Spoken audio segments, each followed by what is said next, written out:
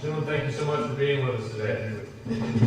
Congressman Critz, why don't we begin with you for some opening remarks? Well, I'll tell you what. Yep. In deference to seniority and who's actually in the majority right now, I'll let Tim go first. Sounds like he might be setting you up there. What did I say? And as chairman of the Natural Gas Committee in Congress, and I know Mark plays a strong role in the Marcellus Shale caucus too, let me comment. This to us is about jobs. This is about doing this right. I know our caucus mission is for responsible exploration, safe transmission, and expanded use of natural gas. And we look at the tens of thousands of jobs in this region directly related to Marcellus, and the ones coming from Utica Shale too, and then the 100,000 plus, maybe approaching more, that are indirect. We're excited about that, especially I know as we talk to our colleagues around the nation who are struggling with jobs. We have jobs and lots of them, with coal, with natural gas, with nuclear, with environmental engineering. I mean, we want to see those things grow. What we are deeply concerned about on the federal level, and this is very, very important because we cannot ignore this, is the federal government is coming in with no less than 12 different federal agencies to try and interfere with natural gas exploration. It is not a matter of coming, and I've had conversations with this in hearings in the Energy and Commerce Committee with the administrator of the EPA, Lisa Jackson, and have asked her, as they're moving forward, the EPA, the Security and Exchange Commission, the Army Corps of Engineers, Department of Agriculture, Health and Human Services, Center for Disease Control, the list is on and on. Says, can you tell me if in Pennsylvania our regulations are inadequate and is enforcement inadequate? And if they are, tell us what action we should take. And believe me, we will correct them. I've also asked repeatedly, have you ever met with, talked to, sent anything to Secretary Kranz, to talk to our government? And the answer always is no, or we'll get back to you. Now, this is not the way we should be working. If the federal government has a role, it's oversight to make sure the states are doing it right, not to block us. But in the meantime, while we have job growth, we want to do this right. We live here, we work here, our kids go to school here, we go to church here. We want to make sure we do it right. And this is where our concern is with how, and the work we do to make sure this is only up and up, because there should be no shortcuts, there should be no loopholes, there should be no exceptions to make sure we are doing these things correctly. Now, along those lines too, I just want to mention one other thing where I think that we have an important role here. When natural gas prices dip down low, as they did below $2, it becomes economically unviable for drilling to take place. I know that's that has occurred. But when their price is up around 12 or 13, although that may look good for those who own the natural gas, it's not good for people who use it.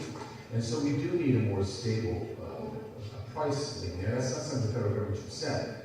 But if we know through manufacturing, the use of natural gas, either as a direct chemical feedstock or the use of manufacturing, through transportation, for exports, those sorts of areas are all things that, or even home heating, those are areas that we want to see expanded use. Otherwise, we will see these fluctuations and serious problems with it. So that is the role we're continuing to make sure on the federal level, we're monitoring these things and we're holding the feet to the fire of federal organizations who are trying to come in and delegate have jurisdiction and slow down this whole process rather than help us in this process. Congressman, thank you very much. Congressman Critz. Well, thanks, Dave, and thanks to the Consumer Energy Alliance for putting this together. I think it's very important that we continue to talk about this economic opportunity. And it's really, I think if you boil it down, that's exactly what it is. This is an economic opportunity. It's nonpartisan. It's about partnerships. It's about building on what we now have beneath our feet that's accessible. And the thing that excited me about today so much was looking at your sponsors.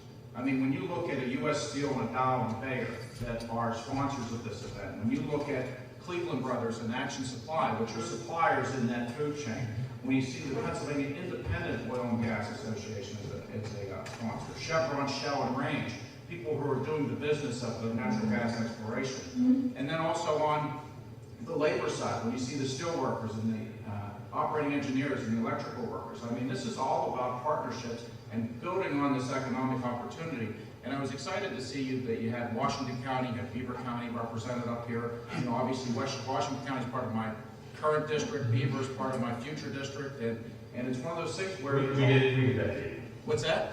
We did that We purposely. We did that for you. See, and you got Tim Solomite who covers both areas. I mean, this is all about working together, but it's about recognizing what is here and what we can do with it. And I was excited to hear Rich Fitzgerald's comments and talking about, as you brought up, the Allegheny Airport. That we are the major international airport that sits in the midst of all this Marcellus Shale, which has natural gas below it as well, that I know that Rich would like to access. And you see companies like Giant Eagle and McEnany Brothers turning their fleets over to natural gas. And I was thinking about this, and as I'm sitting here listening to the other panelists, one thought keeps going through my mind, because other than serving on the natural gas caucus with Tim, who's the chair, being the chair of the Marcellus Shale caucus in Congress, but also sitting on the steel caucus, and also sitting on the manufacturing caucus, about what we're doing here and what we're trying to do.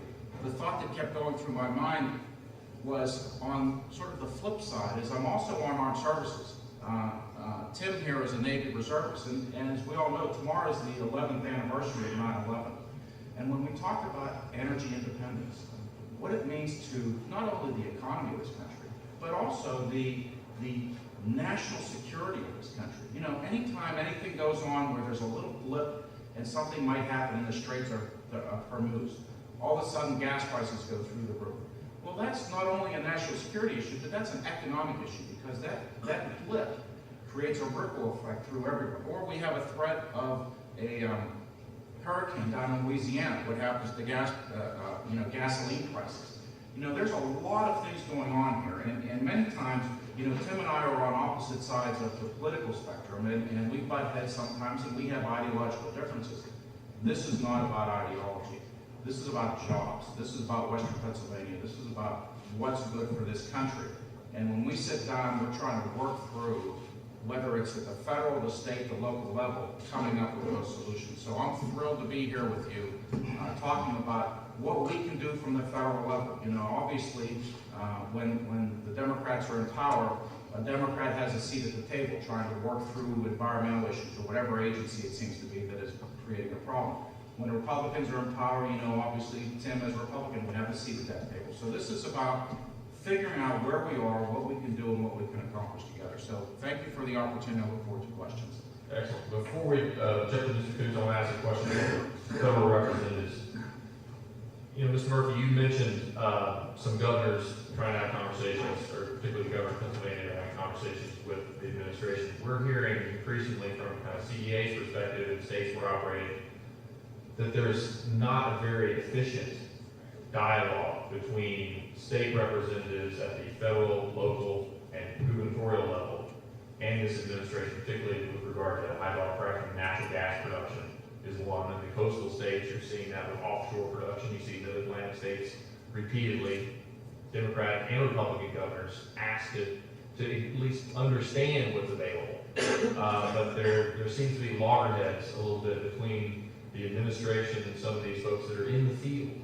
I'd like you to maybe talk to that a little bit. Well, part of this also goes back to my work as a psychologist. You can't get people to come to agreement.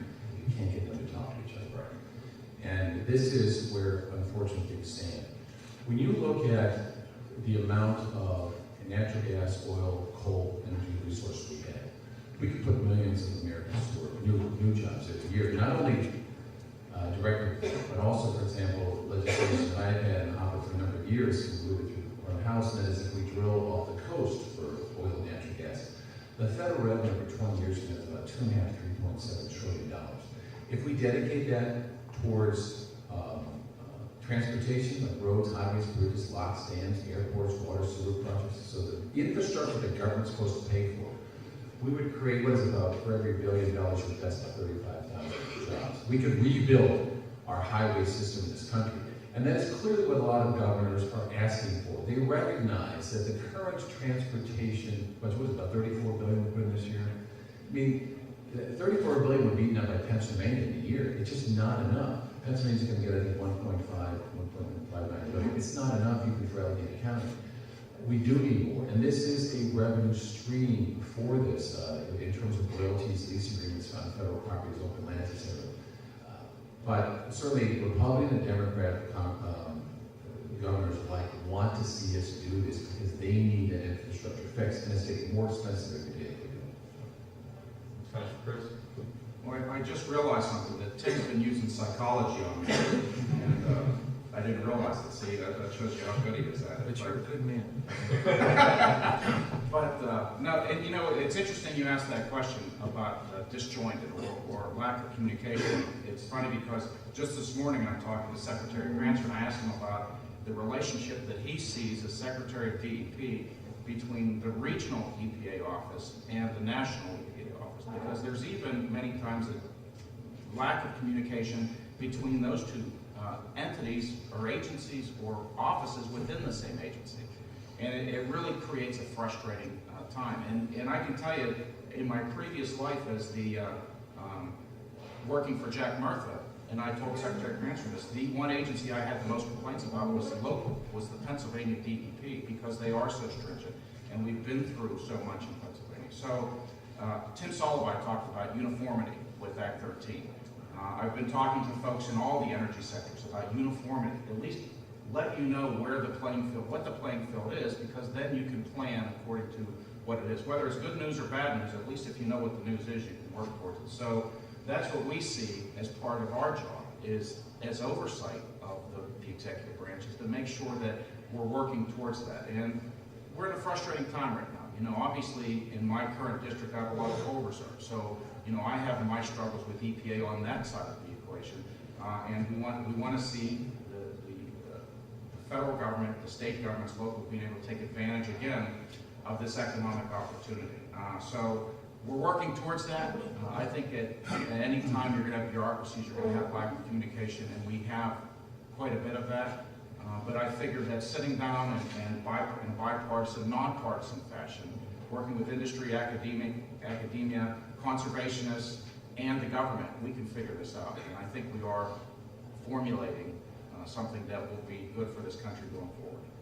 And I think your point on it being a nonpartisan issue is an issue about economic opportunity and jobs. And I think that nice segue to bringing Mr. Jim Kunz into the conversation, talk about broadening this discussion, but also putting a little local perspective on it.